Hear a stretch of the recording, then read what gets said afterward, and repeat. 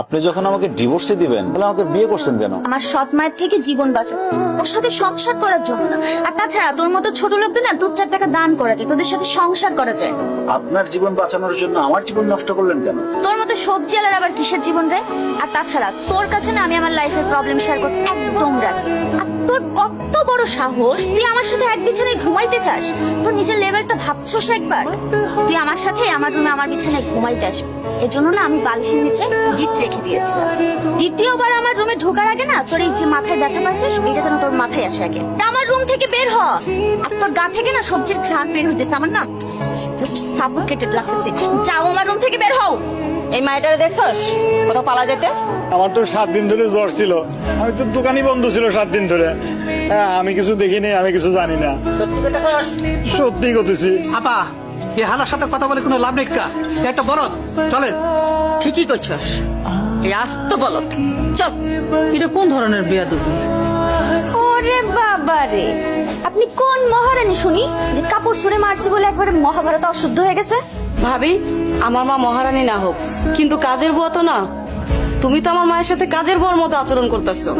সে আমার কাছে কাজের বুয়ার থেকে বেশি কিছু না, বরঞ্চ কাজের বুয়াই।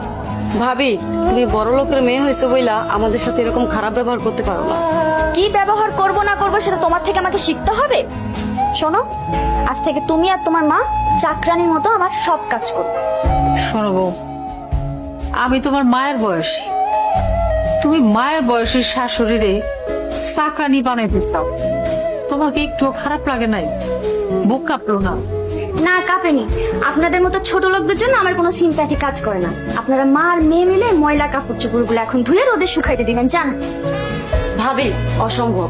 তুমি এবারের বউ, তুমি আমাদের সেবা যত্ন করবা, তা না করে তুমি উল্টা দিনের পর দিন আমাদের সাথে অত্যাচার করে চলছো। এই চুপ করো তো, তুমি বেশি কথা না বলে তোমাদেরকে যেটা বলা হচ্ছে সেটা করো। বৌমা একটা কথা শোনো। জি বলেন। বৌমা, আমি তোমার চাকরানি হয়ে থাকুন, কিন্তু তুমি আমার একটা কথা রাখবা। মা, তুমি কি বললা? শাশুড়ি হয়ে ছেলের বউ চাকরানি হয়ে থাকবা? হ, আমি বোর কথা মতো চাকরানি হয়ে থাকবো, আমার কোনো কষ্ট হইব না, খারাপ লাগবে না। আমি চাকরানি হই, যা খুশি হই, তারপরও যদি আমার সন্তানটা ভালো থাকে, সুখে থাকে, তার জন্য আমি সবকিছু করতে পারি, প্রয়োজন হলে জীবনও দিতে পারি। এত ভনিতা করার দরকার নেই, কি বলতে চান সেটা বলেন। বৌমা, আমার ছেলেটারে তুমি ডিভোর্স দিও না। বিশ্বাস করো, আমার ছেলেটা তার জীবনের চাইতে তোমারে বেশি ভালোবাসে।